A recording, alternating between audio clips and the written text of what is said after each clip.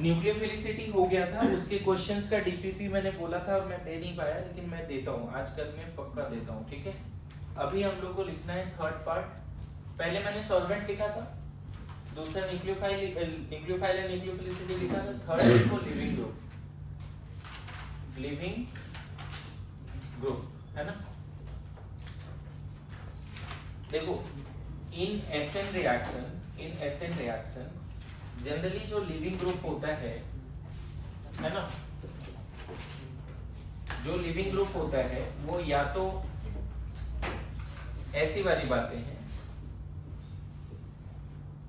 देखो अगर sp3 carbon है, sp2 कार्बन है ना, sp2 कार्बन है, तो जनरली एसएन रिएक्शन में लिविंग ग्रुप किससे जुड़ा होता है? sp3, मतलब दो केस बताया था एसएन रिएक्शन का, at sp3 carbon at sp2 carbon. लेकिन एसएन रिएक्शन में न्यूक्लियोफाइल आता है, लिविंग ग्रुप जब भी निकलता है तो Lg- के फॉर्म में निकलता है। ये दोनों, क्योंकि यहाँ आ कौन रहा है बच्चे? न्यूक्लियोफाइल। बोलो, ये आ रहा है और ये जा रहा है। उसी तरह यहाँ भी एक तरह से कौन आएगा?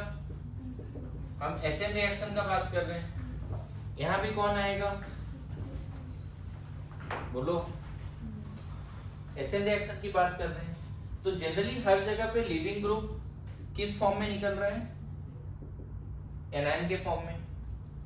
तो पूछा जाता है कौन सा लिविंग ग्रुप अच्छा है, कौन सा लिविंग ग्रुप अच्छा है। जैसे मान लेते हैं यहाँ पे RF है, RCl है, RBr है, RI है।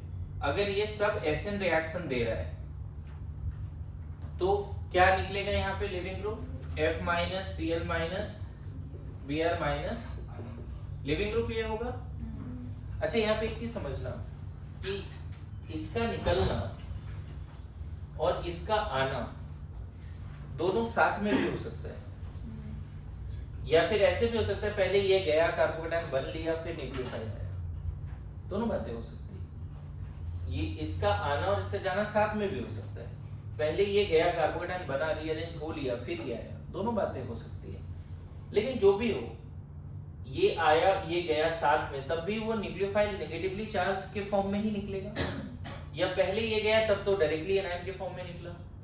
तो कभी कभी आपसे पूछा जाता है कि कौन अच्छा लिविंग ग्रुप है, which one is better leaving group, that is called better leaving group, मतलब leaving ability, better leaving group, है ना। बेटर लिविंग ग्रुप का क्या मतलब है जी, है ना, लिविंग एबिलिटी या टेंडेंसी टू लीव। तो बताओ लिविंग एबिलिटी किस पे डिपेंड करेगा? Leaving ability of leaving group proportional to electronegativity. Best answer to say stability of anion formed, stability of anion. And now you know, last lecture में बताया कि anion की stability तीन फैक्टर पे तो फॉर श्योर डिपेंड करता है। Negative charge on more electronegative, more stable, negative charge on bigger size atom more stable down the group applicable, negative charge on more electronegative atom along the period applicable। बोलो, ये दो तो है ही, और last है कि अगर नेगेटिव चार्ज रेजोनेंस वगैरह कर रहा है तो वो भी ज्यादा स्टेबल। तो यहाँ पे बताओ लिविंग एबिलिटी किसका ज्यादा अच्छा है? Living ability, negative charge on bigger size atom more stable. बोलो, तो हैलाइड्स में सबसे अच्छा लिविंग ग्रुप कौन है? और ये क्वेश्चन किसके रिस्पेक्ट में बात है? SN reaction. किसके रिस्पेक्ट में? एसएन रिएक्शन के रिस्पेक्ट में बात है। लिखिए, है ना। So in SN reaction generally leaving group will be, leaving group क्या होगा? एक एटम या ग्रुप ऑफ एटम होगा जो एनायन के फॉर्म में बाहर आएगा। Leaving group is generally an atom और group of atom which comes out in the form of an ion, right?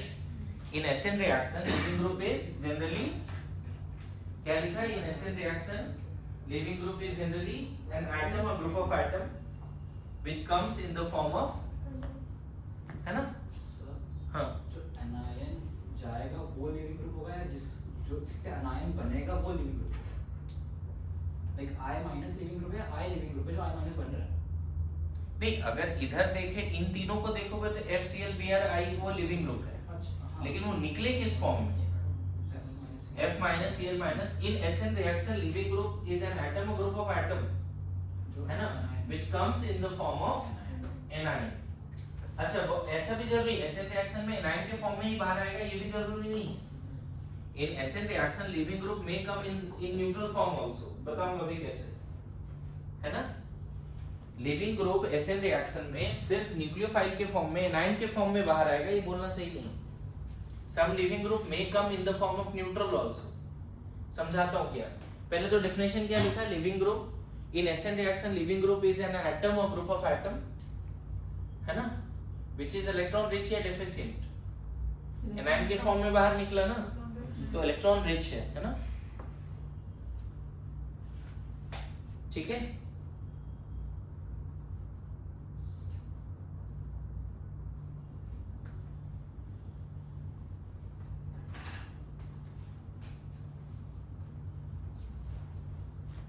Done?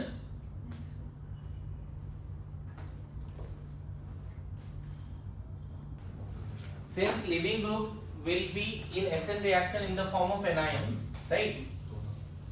Mostly in the form of क्या? Living group mostly किसके form में बाहर निकलता है? anion के फॉर्म में. हर बार ये बोलना सही नहीं है, कि एग्जांपल दे देता हूँ अभी समझने के लिए, ठीक है. मान लो ये वाला पार्ट है ऐसा, तो यहाँ पे ये जब लीव करेगा तो वाटर के फॉर्म में लीव करेगा. देखो यहाँ किसके फॉर्म में लीव किया SN रिएक्शन में, देखो ना ये बॉन्ड ऐसे ही जाएगा ना बच्चे. तो ऐसे जरूरी है कि लिविंग ग्रुप एनायन के फॉर्म में ही निकलेगा, लेकिन जो भी हो लिविंग ग्रुप जो निकलेगा उसके पास definitely unshared pair of electron होगा, क्योंकि वो सिग्मा इलेक्ट्रॉन लेके जा रहा है. तो leaving group must have unshared pair of electron. Getting my point. Leaving group mostly electron rich या deficient, electron rich. Mostly negatively charge, neutral या positively charge, mostly negatively charge, sometimes neutral also. जैसे एक और example, इससे तो आप रूबरू हुए हो.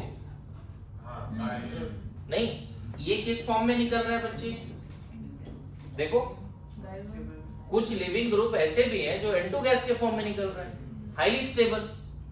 अरे यस नो. लेकिन most of the living group will come in the form of anion. And anions are base. Anions are base. In fact ये भी बेस है. आपको पता है इसके पास अनशेयर्ड पेयर ऑफ इलेक्ट्रॉन है. Any species having unshiered pair of electron are base. So living group are mostly base. तो मैं यहाँ बोल सकता हूँ कि living ability है ना proportional to 1 by basic strength. ये बड़ा इंपॉर्टेंट कंसेप्ट है. मतलब लिविंग ग्रुप एनायन है, इलेक्ट्रॉन रिच है. जो वीकर बेस है वो बेटर लिविंग ग्रुप. जो वीकर बेस है, weaker the base better the leaving group. बड़ा फेमस लाइन है. जैसे वहां एसिडिक स्ट्रेंथ में पढ़ा था, stable the conjugate base, stronger the corresponding acid. सुना है कभी? उसी तरह से यहाँ से लाइन क्या हो जाएगा. कोई पूछेगा कैसे डिसाइड करें कि अच्छा लिविंग ग्रुप है, तो आप तुरंत जो लिविंग ग्रुप है उसकी स्टेबिलिटी देख लो. Leaving ability directly proportional to क्या, और पता है स्टेबिलिटी, अगर एनायन स्टेबल है तो वीकर बेस है, अगर एनायन स्टेबल है तो वीकर बेस है. सो stable the base, weaker the base, stable the anion, weaker the base, stable the anion, stronger the living ability. क्या लिखना है, मेरी बात समझ रहे हो? Stable the anion, weaker the base, more is the living ability. फिर से बात करें, stable the anion, weaker the base, more is the living ability.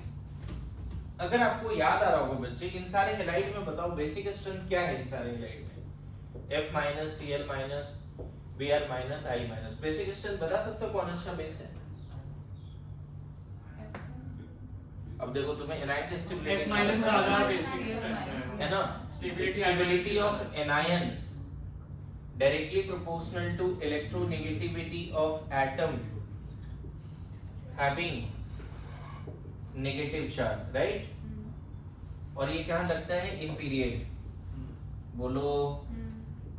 उसके बाद stability of anion proportional to size of atom, उस एटम जिस पे negative है, having negative charge या lone pair. ये कहाँ लगता है, down the group in group. समझ में आ रहा है?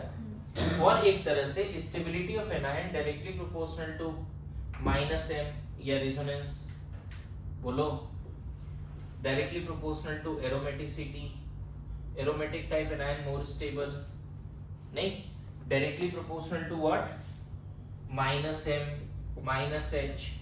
-i। सुना है कभी? वो एनायन ज्यादा स्टेबल है जो एरोमेटिक टाइप एनायन है, वो एनायन ज्यादा स्टेबल है जो एरोमेटिक रेजोनेंस कर रहा है, वो एनायन ज्यादा स्टेबल है जिसको -m की स्टेबिलिटी मिल रही है, वो एनायन ज्यादा स्टेबल है if negative charge is having back bonding, stability बढ़ जाएगा। बहुत सारे पॉइंट है ना जी एनायन की स्टेबिलिटी का। जिस एटम पे नेगेटिव है वो बैक बॉन्डिंग कर रहा है, स्टेबिलिटी बढ़ जाएगी। जिस पे नेगेटिव है वो रेजोनेंस कर रहा है, स्टेबिलिटी बढ़ जाएगी। जिस पे नेगेटिव है वो एरोमेटिक टाइप है, because of that negative charge, stability बढ़ जाएगी।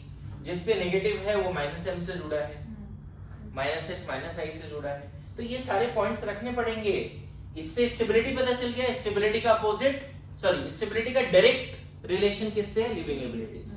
Stable the ion, better the leaving group. Stable the ion, weaker the base, better the leaving group. अब बताओ इन सब में कौन सा कंसेप्ट से बोले कि ये अच्छा बेस है? Down the group. ये कंसेप्ट लगता है negative charge on bigger size atom more stable. ऐसा भी सोच सकते, एसिडिक स्ट्रेंथ से भी सोच सकते हैं ना। बिल्कुल, सबका एसिडिक स्ट्रेंथ की सब में H+ डाल दे और बता सबसे अच्छा एसिड कौन है? एसिडिक स्ट्रेंथ नो डाउट ऐसे चलता है।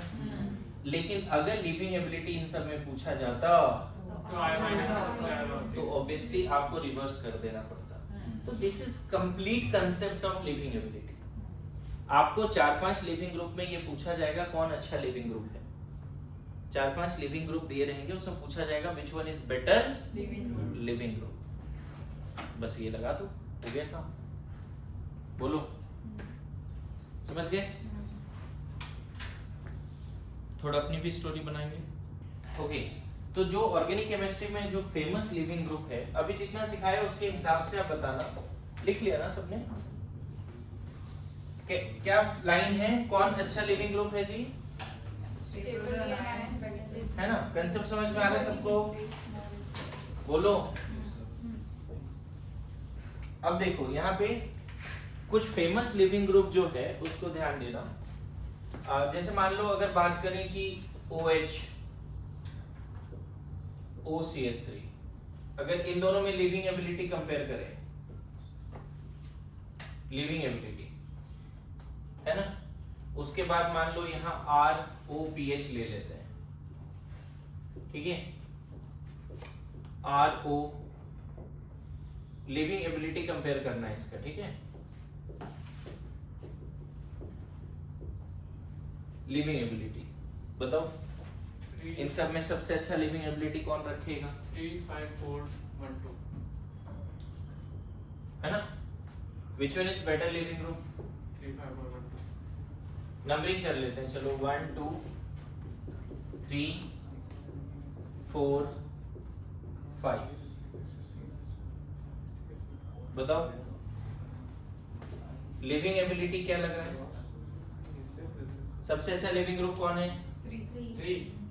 3 नहीं 5। अच्छा, ये किस फॉर्म में निकला? OH माइनस के फॉर्म में।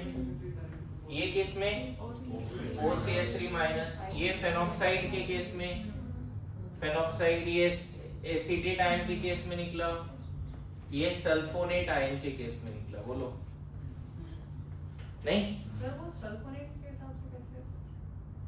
अच्छा समझ आया। ओके ना, यहाँ पे इसमें बताओ सबसे स्टेबल एनायन कैसे डिसाइड होगा? तो सबसे पहले काम करो, जो लिविंग ग्रुप जो एनायन बनाया ना, सबको H+ दे दो। तो बताओ एसिडिक स्ट्रेंथ बताओ, सबको H+ दे दो। Water, methanol, phenol, acetic acid and sulphonic acid. तो मुझे लगता है एसिडिक स्ट्रेंथ सबसे ज्यादा किसका हो गया? Sulphonic, right. हालांकि ऐसे करने का जरूरत नहीं है, इतना पावर आपके पास है कि आप डायरेक्टली एनायन की स्टेबिलिटी बता पाओ। इतना तो GOC1 प्रैक्टिस किया है। फिर कौन सा? Acidic acid. 1 मिनट इसको एक्सप्लेन कर दूं।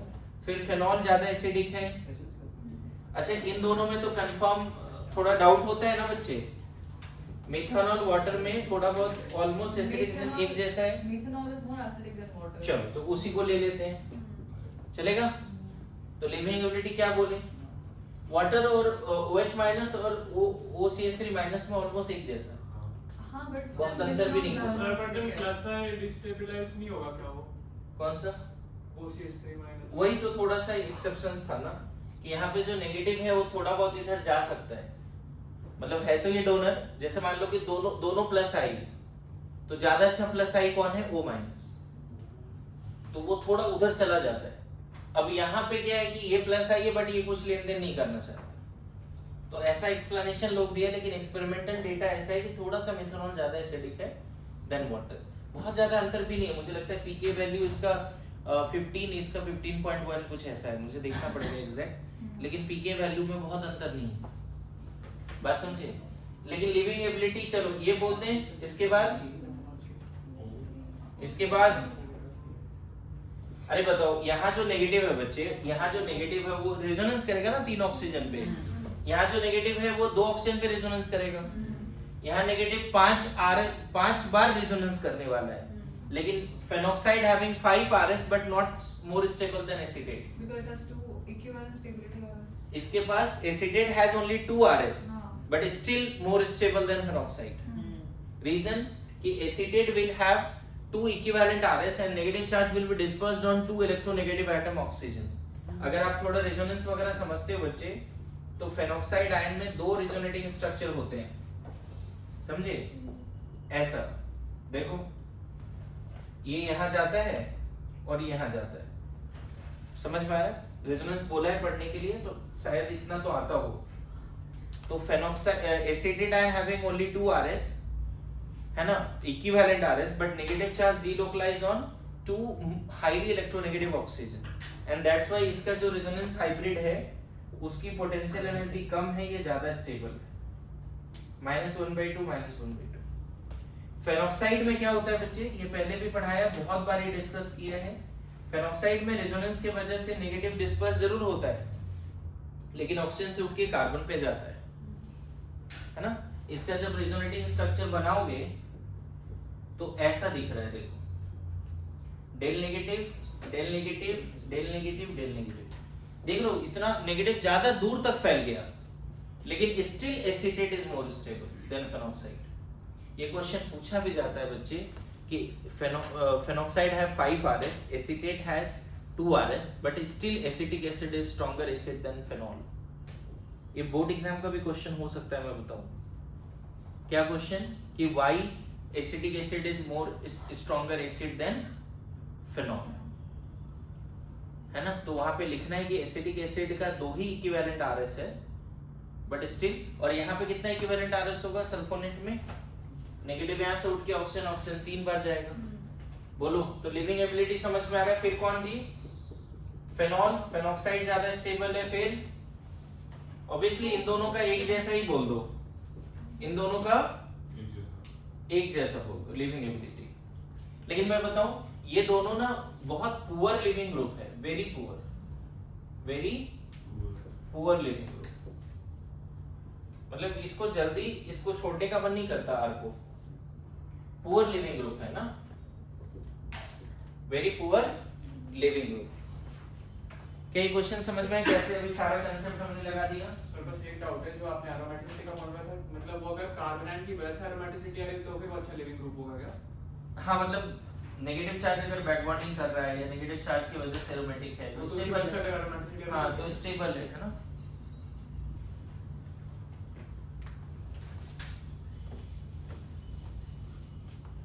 नहीं लिख पाए क्या? जल्दी जल्दी लिखो।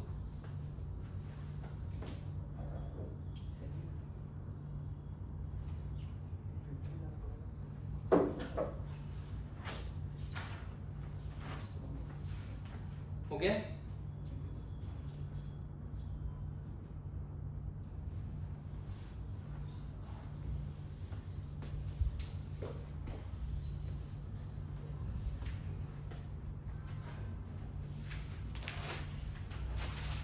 जैसे मान लो अगर ऐसा क्वेश्चन दे रहा हूं,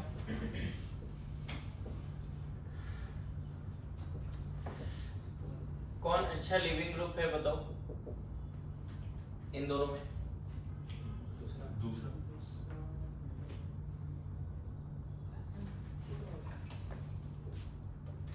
लिविंग एबिलिटी ये एनायन के फॉर्म में निकलेगा, ये भी एनायन के फॉर्म में निकलेगा। बेटा लिविंग ग्रुप पक्का, कोई डाउट नहीं। नेगेटिव चार्ज इन तीनों पे रेजोनेंस करेगा, ये डोनर है। नेगेटिव चार्ज इन तीनों पे रेजोनेंस करेगा, ये विड्रॉइंग है। काफी स्ट्रॉन्ग विड्रॉइंग ग्रुप होता है ये।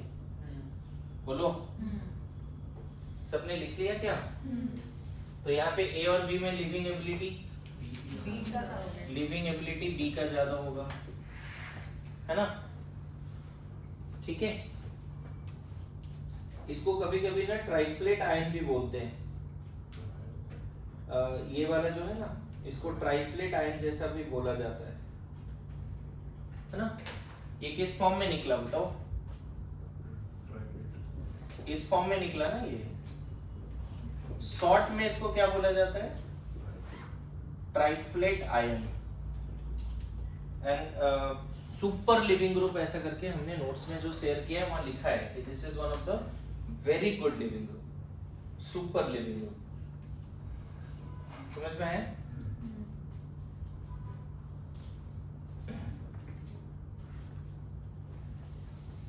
ट्राइफ्लेट आयन, ठीक है। एक क्वेश्चन के जैसा लिख लेना,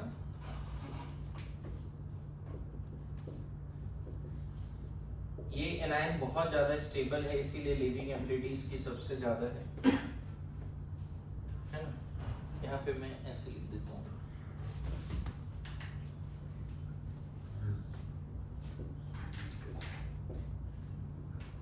ऐसा देख लो, वेरी स्ट्रॉन्ग लिविंग ग्रुप या विड्रॉइंग ग्रुप लगा दिया, तो रेजोनेंस से ये स्टेबल तो है ही, साथ साथ इसकी वजह से और एक्स्ट्रा स्टेबल हो गया। फिर सुपर लिविंग ग्रुप हो जाएगा ना? हाँ बोल सकते हो। ऑल दो बस ऐसा समझने के लिए क्वेश्चन करा रहा हूँ, नीट के रिस्पेक्ट में बहुत ज्यादा इसका इम्पोर्टेंस नहीं है कि नीट में बहुत ज्यादा ऐसा आएगा, लेकिन जेईई एडवांस में ये सब फेमस लिविंग ग्रुप बोला जाता है, इसीलिए लिख दे रहा हूँ। MS1 वगैरह सॉल्व करोगे तो 2-4 क्वेश्चन इस तरह के लिविंग ग्रुप पे भी वहां पे दिया हुआ है।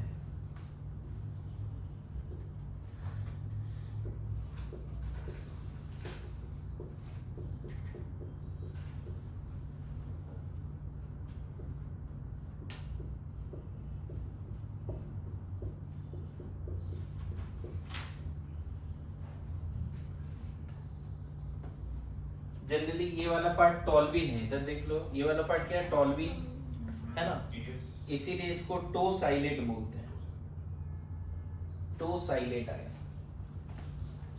है ना? ये TS है क्या? TS, हाँ। इसको शॉर्ट में इस पूरे पार्ट को OTS बोला जाता है, O पे माइनस, और इस पूरे पार्ट को TS बोला जाता है। समझ गए? जैसे NO2 जुड़ा हुआ है ना, तो इसको नो साइलेट, नाइट्रो से नो साइलेट, है ना? ब्रोमीन जुड़ा हुआ है तो ब्रो साइलेट, ऐसे करके ब्रो साइलेट, है ना? सिर्फ बेंजीन है तो बी साइलेट, BE बेंजीन है ना यहाँ पे, तो बी साइलेट। समझ में आए? क्या ये लिविंग एबिलिटी का भी यही ऑर्डर रहना है या कुछ और रहना है बताओ? सेम ऑर्डर में ही लिख दिया है। लगता है स्टेबिलिटी सही चल रहा है, NO2 एनायन को स्टेबल बना देगा क्या?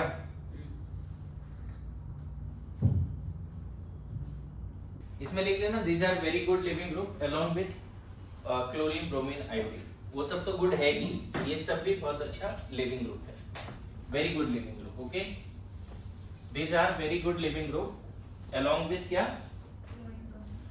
फ्लोरीन नहीं, क्लोरीन, ब्रोमीन, आयोडीन। अब नोट में लिखो, पहला बार नोट में, sometimes good leaving group become poor, sometimes good living group become poor. Sometimes good living group become poor when connected with sp or sp2 carbon. Sometimes good living group become poor when connected with sp और sp2 carbon. देखो जैसे मान लेते हैं कि अगर chlorine जो है sp3 से जुड़ा है, पता है, एग्जाम्पल लिख लो, ये गुड लिविंग ग्रुप है, सॉरी किससे जुड़ा है क्लोरीन? sp3 कार्बन से. अगर वो sp3 कार्बन से, जनरली क्या होगा? गुड लिविंग ग्रुप होगा. लेकिन यही क्लोरीन अगर sp2 से जुड़ जाए या sp से जुड़ जाए या बेंजीन से डायरेक्टली जुड़ जाए, इन सब केस में क्लोरीन क्या है? Very poor. पुअर ही नहीं, वेरी पुअर. समझ गए? Very poor leaving group. मतलब कुछ लिविंग ग्रुप गुड तो होता है बट ऑलवेज गुड नहीं होता है ना. होता है ना, कुछ आदतें तुरंत छूट जाती है, कुछ आदतें जल्दी छूटती नहीं. हाँ, और डिपेंड करता है कि आदत कौन सा है. क्या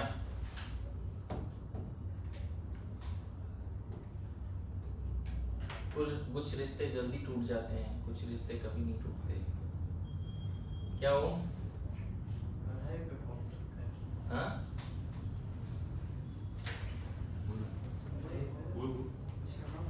बोलो बोलो. क्या बोल सोच समझ के बोलना जो बोलेगा. इसीलिए तो बोल नहीं रहा. मैं तो ये बड़ा फेमस डायलॉग देता हूँ कि जो इधर वाली जो केमिस्ट्री है उसमें बॉन्ड तोड़ दो तो सच में टूट जाता है, नए बॉन्ड बन जाते हैं. लेकिन डेली लाइफ वाला जो रिश्ते होते हैं ना वो कभी टूटते नहीं. कुछ रिश्ते कभी नहीं टूटते. बस बदल जाए. और जो टूटते हैं वो कभी कहीं नहीं. नहीं, ऐसा नहीं है. मतलब रिश्ते टूट सकते हैं लेकिन उसकी मीनिंग बदल सकती है बट रिश्ते नहीं टूटते. वो वाली बात है. कुछ तो कभी नहीं टूटते. मम्मी पापा का जो रिश्ता है तुम्हारे साथ, कभी ऐसा नहीं पापा बदल लिया मम्मी ऐसे कभी हो ही नहीं सकता. लाइफ लॉन्ग वही पापा में रहेंगे, है ना. वो एक्स वाला कंसेप्ट ना इधर नहीं आता है ना.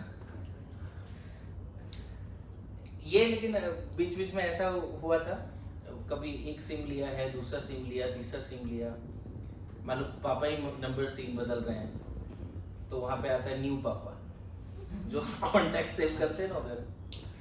ओल्ड पापा, ओल्ड नंबर को ओल्ड पापा, न्यू नंबर को न्यू पापा. ऐसे पहले बहुत होता था. अभी बहुत लोगों के मोबाइल में सेव होगा न्यू होम, ओल्ड होम, ऐसे नहीं रहता है.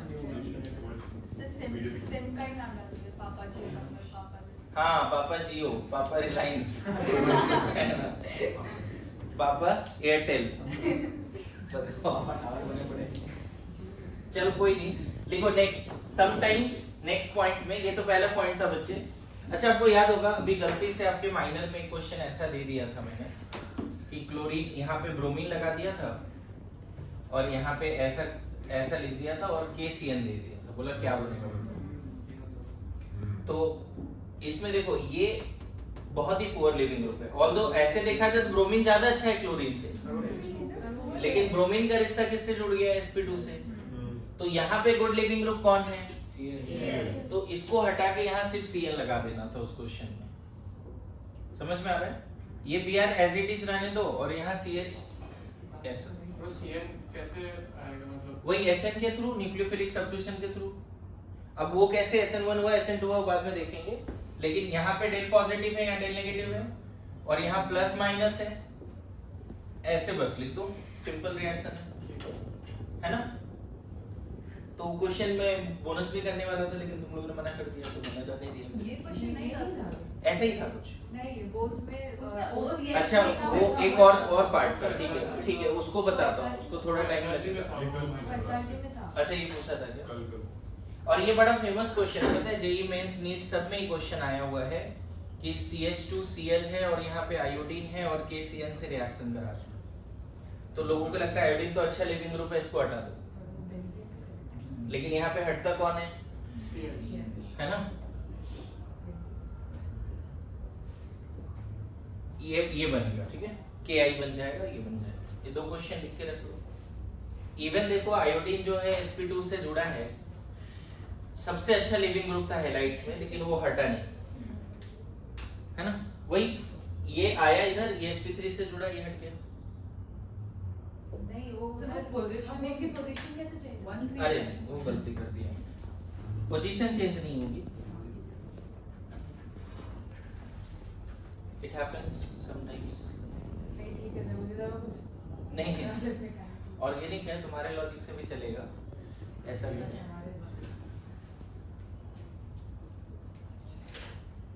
अच्छी बात है ऑर्गेनिक में, मतलब कहीं रिंग बनना है और तुम्हारा प्रैक्टिस है तो वो दिखेगा कि हाँ रिंग बन रहा है, प्रैक्टिस है तो, है ना? जैसे अभी तुम्हें पता चल गया कि ये नहीं हो सकता है ना, कि कार्बन कैसे अपना पोजीशन बदल लिया, उसी तरह बहुत सारे क्वेश्चन का आंसर दिखने लगता है। तो अभी हमने क्या पॉइंट लिखा है, कुछ गुड लिविंग ग्रुप क्या बन जाते हैं, पुअर, उसके एक दो क्वेश्चंस भी कर लिए। अब नेक्स्ट पॉइंट में लिखो, sometimes poor leaving group become good leaving group, sometimes poor leaving group can be made good leaving group, ऐसे लिखो, sometimes poor leaving group can be made good leaving group. अब देखो ऐसा है ओम कि कोई जाना नहीं चाहता है, हाँ?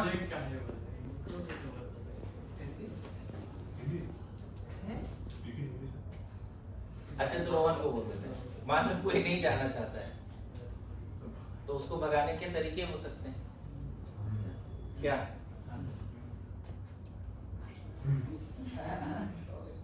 सॉरी समटाइम्स कोई चला जाता है फिर भी लोग रोते रहते हैं, ये भी है ना? कॉलेज में एक बच्चा ब्रेकअप हो गया है ना, फर्स्ट ईयर में, लॉन्ग डिस्टेंस चला नहीं, दिन रात रो रहा है। हर दिन हम लोग स्पोर्ट्स कॉम्प्लेक्स जाते थे खेलने के लिए और दिन रात रो रहा है, तो अब क्या ही बोले इसको। तो मैं केमिस्ट्री उस समय से पढ़ा रहा हूँ तो नहीं सीरियसली फर्स्ट ईयर में भी मैं पढ़ाया करता था जाके, तो मैंने उसको कंसेप्ट बताया, देखो जो चला गया जाने वाले को कोई नहीं रोक सकता, है ना? लेकिन कोई गया है तो वैकेंसी आ गई ना, उसको फुलफिल करो, देखो चीजें ठीक हो जाएगी मतलब कोई चला गया और तुम छोड़ नहीं पा रहे, जबकि उसने छोड़ दिया तुम्हें, तो कैसे सुधर सकता है चीजें? किसी और को ले आओ लाइफ में, चीजें अच्छी हो जाएगी, बिजी हो जाओ पढ़ाई में, स्पोर्ट्स में, कोई और टारगेट ले लो। खैर वो बात की बात है। अभी मैं यहाँ बोल रहा हूँ ऑर्गेनिक केमिस्ट्री में क्या है, कुछ लिविंग ग्रुप काफी पुअर होते हैं but they can be made good leaving group. जैसे कि अल्कोहल, अगर पता है मैंने तो बोला क्लोरीन sp3 से जुड़ा है तो गुड है, क्लोरीन ब्रोमीन आयोडीन अगर sp3 से जुड़ा है तो गुड लिविंग ग्रुप है, बट OH ना sp3 से भी जुड़ा है तो काफी पुअर है। देख लो sp3 से जुड़ने के बाद भी ये क्या है, poor leaving group, poor leaving group है। अब इसको निकालना है मान लो, तो आपको इसको थोड़ा लालच देना पड़ेगा ताकि इधर वाला रिश्ता तोड़े किसी और से रिश्ता जोड़े, ऐसी वाली बात। तो ये तब होगा आप इसको प्रोटोनेशन करोगे तो थोड़ा बहुत अच्छा बन जाएगा गुड लिविंग ग्रुप। इसको प्रोटोनेट कर दो, स्ट्रॉन्ग एसिड से रिएक्शन करा दो, तो ऑब्वियसली अब ये थोड़ा इससे तो बेटर हो गया। बोलो बहुत बेटर भी नहीं हुआ, लेकिन बेटर क्यों हो गया? क्योंकि अब ये जब भी निकलेगा किस फॉर्म में निकलेगा, न्यूट्रल के फॉर्म में निकलेगा, OH माइनस के फॉर्म में नहीं निकलेगा। And this is stable, you know that. और आपको पता है स्टेबल द एनायन है ना, stable the leaving group, better the living ability. तो ऑब्वियसली यहाँ पे ये थोड़ा बहुत क्या हो गया, गुड लिविंग ग्रुप हो गया। बोलो समझ में आया? देखो OH ना sp और sp2 से जुड़ा है तो पुअरेस्ट है, लेकिन sp3 से जुड़ा है तो भी वो। और आपको याद होगा डिहाइड्रेशन का मैकेनिज्म, अल्कोहल OH जो है sp3 से जुड़ा होता था कॉन्संट्रेटेड H2SO4 और हीट से रिएक्शन करके इसको निकाल के उसी कार्बन पे प्लस लाते थे, रीअरेंज करते थे, dehydration of alkene by E one dehydration of alcohol by E one mechanism, याद है?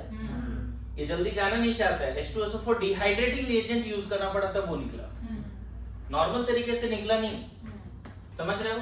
और आपको याद होगा हैलाइड्स के केस में E1 में अपने आप हो जाता था, सिर्फ सॉल्वेंट सफिशिएंट था, E1 ऑफ अल्काइल हैलाइड याद आ रहा है? सॉल्वेंट सफिशिएंट था उसको निकालने के लिए, बोलो।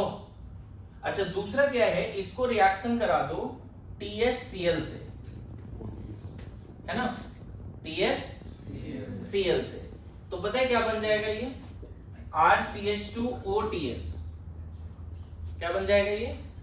और बाद में देखो ये तो बेस्ट लिविंग ग्रुप है, आपको पता है ना, good, very good leaving group बोलो, बेस्ट मत बोलो, वेरी गुड बोलो, वेरी गुड लिविंग ग्रुप, क्योंकि ये किस फॉर्म में निकलेगा, है ना, बोलो ऐसा। इसको पूरा मैकेनिज्म के हिसाब से समझो, सेकंड वाले को प्रोटोनेशन का क्या ही मैकेनिज्म बताऊं, ये बस यहाँ गया, हो गया प्रोटोनेशन। इसका मैकेनिज्म थोड़ा सा ऐसे समझ लो, TSCl का मतलब देखो ये है,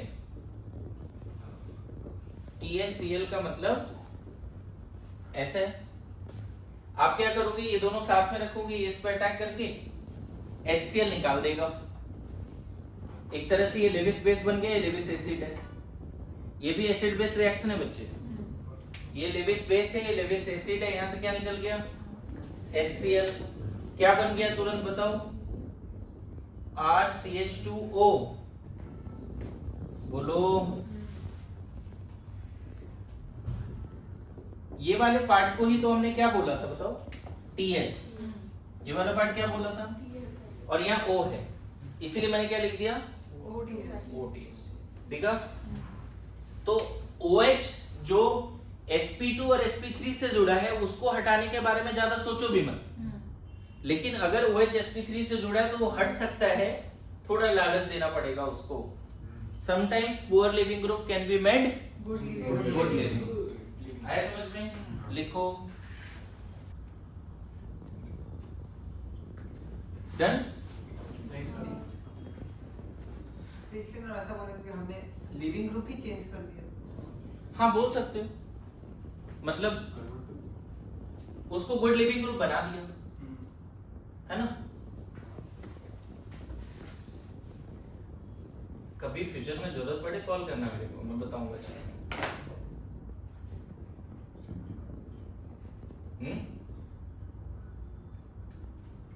ऐसे बॉन्ड बनाने में ज्यादा सही है, तोड़ने में क्या ही हेल्प लेगा मेरा, तो लोग खुद ही कर लेते हैं। लिविंग ग्रुप पे होता है, देख लेना कहीं तू ही लिविंग ग्रुप ना बन जाना।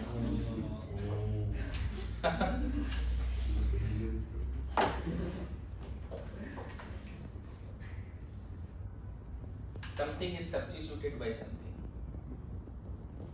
जब तक तू स्ट्रॉन्ग बना हुआ है कोई तुम्हें सब्स्टिट्यूट नहीं कर सकता, समझ गया? जैसे ही तू स्टेबल एनायन बना, न्यूक्लियोफिलिक सब्स्टिट्यूशन में stronger nucleophile will going to substitute weaker nucleophile, यही तो कांसेप्ट है। आगे बढ़े, एक और पुअर लिविंग ग्रुप आपके सिलेबस में है और उससे आप रूबरू हो चुके हो, कौन सा पार्ट है बताओ? एक और पुअर लिविंग ग्रुप है NH2, इवन ये OH से भी ज्यादा पुअर है, क्योंकि अगर इसको डायरेक्ट निकालो तो वेरी स्ट्रॉन्ग बेस है। बताओ वेरी पुअर लिविंग ग्रुप क्यों लिख रहे हैं? क्योंकि इसको अगर डायरेक्ट निकालते हो तो वेरी स्ट्रॉन्ग बेस बना ना ये, वेरी, और आपको पता है स्ट्रॉन्ग बेस है तो अच्छा लिविंग ग्रुप नहीं है, वेरी स्ट्रॉन्ग बेस। तो NH2 जो है अगर sp3 से जुड़ा है तो वेरी पुअर है, sp2 और sp से जुड़ा है तो भी वेरी पुअर है। लेकिन अच्छी बात है NH2 को लेके कि किसी भी तरह का कार्बन से NH2 जुड़ा हो उसको गुड लिविंग ग्रुप बना सकते हैं। ऑर्गेनिक में एक बड़ा फेमस रिएक्शन है, आपने पढ़ा है, डाइजोटाइजेशन। ये बहुत पुअर है, इसको कॉन्सेंट्रेटेड HNO2 प्लस HCl। कभी कभी इसके जगह पे यूज करते हैं कॉन्सेंट्रेटेड NaNO2 प्लस HCl।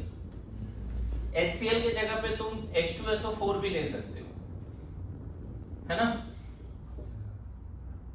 मैं भी इसका मैकेनिज्म भी डिस्कस करने जा रहा हूं यहाँ पे, ठीक है। ऑल्दो डाइजोटाइजेशन में एक बार और करते हैं डिस्कस, लेकिन लास्ट टाइम जब मैंने बोला था कि फ्लोरोबेंजीन EAS के थ्रू नहीं बना सकते, तो उसके लिए ये जुगाड़ बताया था, और बताया था डाइजोटाइजेशन कर सकते हो, मैकेनिज्म नहीं बताया था। यहाँ आज मैकेनिज्म भी बताने जा रहा हूँ। क्या बन जाता है डायरेक्टली, ये बेस है, ये एसिड है, बन जाता है RCH2N2 प्लस Cl माइनस, ऐसा। या फिर अगर सल्फ्यूरिक एसिड यूज किया होगा तो RN2 प्लस HSO4 माइनस, ऐसा एसिड बेस रिएक्शन। और पता है ये जो बना ना बच्चे, इसका एनायन तो यूजलेस है, लेकिन जो सॉल्ट का केटायन है उसमें ये बेस्ट लिविंग ग्रुप है। सॉल्ट का जो केटायन है, इन दोनों सॉल्ट का, सॉल्ट बना ना, सॉल्ट में जो N2 है वो बेस्ट लिविंग ग्रुप है। क्यों? क्योंकि ये जा किस फॉर्म में रहा है बताओ। आपको पता है कि एटमॉस्फेयर में 78% N2 गैस है, क्योंकि N triple bond highly stable है। तो मैं बताऊं, sometimes very poor leaving group can also make good leaving group. और इसकी अच्छी बात क्या है पता है, अगर ये sp2 से भी जुड़ा होता तो भी डाइजोटाइजेशन देता। मतलब NH2 sp3 से जुड़ा है या sp2 से जुड़ा है, ये रिएक्शन हो जाता है। क्लियर है ना। Sometimes very poor leaving group can be made good leaving group, है ना। मैं फिर से रिपीट कर रहा हूं, एलिफेटिक प्राइमरी एमीन हो या एरोमेटिक प्राइमरी एमीन हो, दोनों डाइजोटाइजेशन देता है। ध्यान रखना, प्राइमरी एमीन मतलब NH2 चाहिए ही, है ना, NH2 चाहिए ही। एलिफेटिक हो या एरोमेटिक हो, दोनों डाइजोटाइजेशन देता है ना। और ऐसा बोला जाता है कि एलिफेटिक जो है, एलिफेटिक में जो डाइजोटाइज सॉल्ट बना, ये तुरंत N2 गैस दे देगा। मतलब हो सकता है मिलीसेकंड में N2 गैस दे देगी। और एरोमेटिक डाइजोनियम सॉल्ट से N2 गैस बाहर निकलने में थोड़ा टाइम लगता है, थोड़ा सा, इसमें भी ज्यादा ऐसा नहीं। और यही रीजन एनसीईआरटी में दिया हुआ है, 0 to 5 डिग्री पे ये रिएक्शन कराया जाता है। अगर आप ज्यादा टेम्परेचर पे कराओगे, पता चला सॉल्ट नहीं बना, डायरेक्टली वहां N2 गैस निकल गया, है ना। 273 से 278 वहां केल्विन में दिया हुआ एनसीईआरटी में डेटा, समझे। डाइजोटाइजेशन में जो सॉल्ट बनाया जाता है वो बहुत हाई टेम्परेचर पे क्यों नहीं बनाते, क्यों नहीं बनाते? क्योंकि ये सॉल्ट हाईली अनस्टेबल है। ये जो डाइजेनियम सॉल्ट है, जैसे आपको याद होगा थोड़ा बहुत, अगर इनऑर्गेनिक याद है तो BeCO3 हाईली अनस्टेबल सॉल्ट है। ये तुरंत डिकम्पोज करके BeO and CO2 गैस देता है। और ये बोला भी जाता है, बॉन्डिंग में हमने पढ़ा है, केमिकल बॉन्डिंग में, कि इसको CO2 के एनवायरनमेंट में रखा जाता है, क्योंकि जिस भी कंटेनर में ये सॉलिड है वहां पे BeO सॉलिड एंड CO2 बना देता है, समझे। और अगर इसको CO2 के कंटेनर में रखोगे तो अकॉर्डिंग टू LCP, लीच-एटल प्रिंसिपल, ये बैकवर्ड चलेगा। मेरी बात समझ रहे हो? बोलो, ध्यान में आ रहा है? तो कुछ सॉल्ट स्टेबल नहीं होते, अपने आप थोड़ा हीट करो डिसोसिएट हो जाते हैं, एंड ये उस तरह का सॉल्ट है। सिमिलरली ये भी उसी तरह का सॉल्ट है कि इसको थोड़ा भी हाई टेम्परेचर पे रखा। इसलिए बहुत बार होता है कि डाइजेनियम सॉल्ट किसी भी रिएक्शन के कराने के समय डाइजेनियम सॉल्ट फ्रेशली बनाया जाता है, फिर आगे रिएक्शन कराया जाता है। मतलब रेडीमेड मार्केट में डाइजेनियम सॉल्ट नहीं बिक रहा है, फिर उसको फ्रिज में स्टोर करके रखो, ऐसी वाली बात समझ गया। NaCl मार्केट में ऐसे रख दिया, फेंक दिया कहीं भी, डाइजेनियम सॉल्ट नहीं रख सकते जैसे तैसे। ओके, तो प्लीज आज का होमवर्क डाइजेनियम सॉल्ट तो पूरा कर ही लो, ठीक है। आज लगभग पूरा बात मैंने डाइजेनियम सॉल्ट का बता दिया एनिलीन चैप्टर से, है ना, मतलब एमाइन चैप्टर से। फिर से रिपीट कर रहा हूं, देखो डाइजेनियम सॉल्ट जो होता है, यहाँ पे ऐसा स्ट्रक्चर है एक्चुअल में, ये है डाइजेनियम सॉल्ट। एरोमेटिक डाइजेनियम सॉल्ट में ना बच्चे, यहाँ रेजोनेंस की स्टेबिलिटी है, तो कहीं ना कहीं नाइट्रोजन और कार्बन के बीच में डबल बॉन्ड कैरेक्टर है, इसीलिए जल्दी N2 के फॉर्म में नहीं निकलता। एरोमेटिक और एलिफेटिक डायज़ोनियम सॉल्ट में कौन ज्यादा स्टेबल एरोमेटिक है ना? ये वाला डायज़ोनियम सॉल्ट क्यों ज्यादा स्टेबल है? क्योंकि यहाँ डबल बॉन्ड कैरेक्टर है। समझ में है? अगर एलिफेटिक डायज़ोनियम सॉल्ट का केटायन लोगे तो लगता है यहाँ डबल बॉन्ड कैरेक्टर आएगा, यहाँ पे नहीं यहाँ पे बॉन्ड ऑर्डर हमेशा क्या रहेगा? 1 1। और यहाँ पे रेजोनेंस की वजह से बॉन्ड ऑर्डर क्या रहेगा? ग्रेटर देन 1 तो बोल ही दो कम से कम, 1.5 मत बोल, लेकिन ग्रेटर देन 1 तो बोल दे। सो between aliphatic and aromatic diazonium salt, in the cation of diazonium salt, aliphatic, aromatic, which one is more stable? Aromatic. And why this is more stable? Due to resonance. हो सकता है ये board exam में आ जाए question कि इन दोनों में ज्यादा स्टेबल कौन है और क्यों है। क्योंकि एनसीईआरटी में इसका रेजोनेंस भी करके दिखाया है। Do you have NCERT right now anybody? कौन सा? हाँ वही, उसमें एनसीईआरटी में इसमें इसका रेजोनेंस करके भी दिखाया है। मैंने बोला है थोड़ा पढ़ ले, तो थोड़ा पढ़ ले बच्चे डायज़ोनियम सॉल्ट एनसीईआरटी से। देख यहाँ रेजोनेंस बना हुआ है, पेज नंबर है ना? एमाइंस चैप्टर में 274 है, यहाँ पे सबके अलग अलग हैं। डायज़ोनियम सॉल्ट चैप्टर निकाल सकते हो। तो आज का होमवर्क एकदम टॉप प्रायोरिटी पे लिख लो, डायज़ोनियम सॉल्ट एनसीईआरटी, और हर मॉड्यूल से भी पढ़ लेना है, हर जगह से, मतलब थोड़ा डिटेल में पढ़ लेना है। Sometimes poor leaving group can be made good leaving group, है ना? और दोनों एरोमेटिक एलिफेटिक डायज़ोनियम सॉल्ट के केटायन में कौन ज्यादा स्टेबल है? एरोमेटिक। लेकिन दोनों ही अनस्टेबल है, इसीलिए हम ऐसा नहीं बोलते कि इसको हाई टेम्परेचर पर रख सकते हैं। बनाया जाता है 2 से या 0 से 5 डिग्री के बीच में। ओके, बोलो। एनसीईआरटी पे देखो, समझ में आएगा चीजें। नाउ आगे बढ़े। ये रिएक्शन होता कैसे, बात करें थोड़ा सा, मैकेनिज्म का बात कर ले। मैंने यहाँ क्या रखा है? NaNO2, या डायरेक्टली तुम क्या ले सकते हो? HNO2। नाइट्रस एसिड डायरेक्टली ले सकते हो, लेकिन HCl के प्रेजेंस में लेना होता है, या फिर किसके प्रेजेंस में लेना होता है? H2SO4 का। और यहाँ क्या बन जाता है? RCH2N2+Cl- या फिर RCH2N2+HSO4-। मैकेनिज्म देखो क्या है। जो HNO2 है बच्चे, HNO2 जो है उसमें से होता क्या है पता है? इस HNO2 में HCl के प्रेजेंस में या H2SO4 के प्रेजेंस में इसको बेस बनना पड़ता है, जस्ट लाइक नाइट्रेशन वाला पार्ट। नाइट्रेशन में याद होता होगा, नाइट्रिक एसिड बेस बनता है और H2SO4 एसिड रहता है ना? तो यहाँ पे HCl से एक H+ जैसे इसके तरफ आएगा, या H2SO4 से एक H+ आएगा इसके तरफ, ये कहीं ना कहीं प्रोटोनेट होके अगर चाहो तो तुम इसको निकाल भी सकते हो। समझ में आया? ये कैसे निकल जाएगा बताओ? NO+ और वाटर, मतलब जैसे ही नाइट्रस एसिड को H+ देते हैं, नाइट्रोसोनियम आयन और वाटर बन जाता है। इसके बाद वाला पूरा स्टेप नहीं बताऊंगा, यहाँ पे ध्यान दे, समझ में आ जाएगा। अब ये जो नाइट्रोसोनियम आयन है बच्चे, है ना, वो बन जाता है लेविस एसिड, क्योंकि इसके पास तो 8 इलेक्ट्रॉन है, बट इसके पास 6 इलेक्ट्रॉन है। NO+ के पास, NO+ में नाइट्रोजन पे प्लस है और उसके पास 6 इलेक्ट्रॉन है। ऑक्सीजन न्यूट्रल है। तो यहाँ पे जैसे ही NO+ आएगा, प्लीज पे अटेंशन, पूरा मैकेनिज्म नहीं बता रहा हूं, है ना? यहाँ पे जो प्राइमरी एमीन है वो क्या कर लेता है? लेविस बेस, और ये बन जाता है लेविस एसिड। कैसा सिस्टम हो जाएगा? RCH2, चूंकि ये डोनर बना हुआ है तो प्लस इधर आ जाएगा, ऐसा बन जाएगा। ये डोनर बना हुआ है ना, तो donor will get plus, acceptor will get minus. Acceptor पे पहले से प्लस है तो एक्सेप्टर न्यूट्रल हो जाएगा। बोलो, आ रहा है समझ में?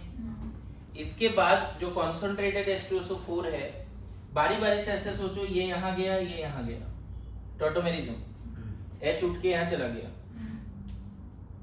बताओ, ये जैसे उधर गया, यहाँ डबल बॉन्ड आया, और यहाँ पे इस डबल बॉन्ड खत्म, OH बन गया। बोलो इसके बाद का स्टेप मैं लिख दूं क्या समझ में आने के लिए? मैं सोचा था डायरेक्ट बता दूंगा, लेकिन चलो कोई नहीं। ध्यान रखना इसमें प्लस अभी भी रिटेन होगा, प्लस अभी भी उसी पे है। क्यों? कुछ हुआ नहीं, ये इधर सिग्मा था भी इधर पाई, 4 बॉन्ड तो अभी भी है उसका। इसने ऐसा थोड़ी है कि ये पूरा हट गया तो ये न्यूट्रल हो जाएगा, ये बॉन्ड यहाँ की यहाँ बन गया। अब नेक्स्ट टाइम फिर देखो एकदम हिस्ट्री दिख रहा होगा क्या हो रहा है, ये यहाँ ये निकला, देखो तो क्या बन गया RCH2। अभी भी नाइट्रोजन जो है ना उस पे प्लस रहेगा ही। तो जो डायट जो ऑटोमेटिज्म बोलते हैं वो यही था। हाँ बोल सकते हो, नहीं डाइट सिस्टम नहीं है, ये भी ट्राइड सिस्टम है, 1 से 3 पे जा रहा है, नहीं पर जो डायट 2 बार लगातार हो रहा है बस। डायजोमेट ऑटोमेटिज्म जो बोलते थे वो यही बोलते थे ना। हाँ बिल्कुल, जैसे बात में सीखा था और ऑटोमेटिज्म का फिर डायजोमेट का ऐसा ही कोई तो सिस्टम में सीखा था। तो उसका 2 एंड थे, एक डबल बॉन्ड वो था, फिर OH पर अनदर पेयर बोल सकते हो। मतलब इसको देखो पूरा टॉटोमेरिज्म के हिसाब से भी मत समझो, यहाँ H+ देने के लिए बैठा पड़ा है कॉन्सेंट्रेटेड H2SO4, तो बार बार इसको H+ मिलेगा, यहाँ से H निकलेगा और यहाँ H+ मिलेगा, फिर यहाँ से निकलेगा इसको H+। एनी हाउ शॉर्टकट क्या याद रखना है कि जब लेविस एसिड बेस रिएक्शन हो गया तो उसके बाद आप शॉर्टकट इस तरह से याद रख लो, ऐसा है शॉर्टकट ये याद रख लो कि ये वाला पार्ट हट गया और यहाँ क्या आ गया ट्रिपल बॉन्ड, ये ऐसे वाटर निकल गया एक तरह से।